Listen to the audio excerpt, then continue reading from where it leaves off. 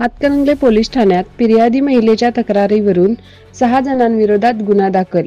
Hatkanangale police ठाण्यात दाखल झालेल्या तक्रारीवरून फिर्यादी महिला व तिच्या पतीला अडवून शिवीगाळ, मारहाण आणि धमकावल्याप्रकरणी 6 जणांविरोधात गुन्हा दाखल करण्यात आला आहे।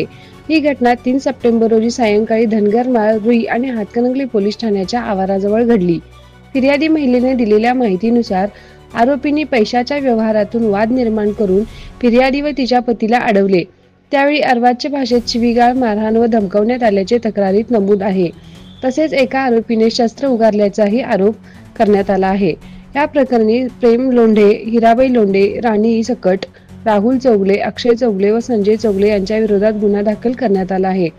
पोलिसांनी दिलेल्या माहितीनुसार तक्रारीवरून गुन्हा नोंद घेऊन पुढील तपास हवालदार घुगरे करत आहेत।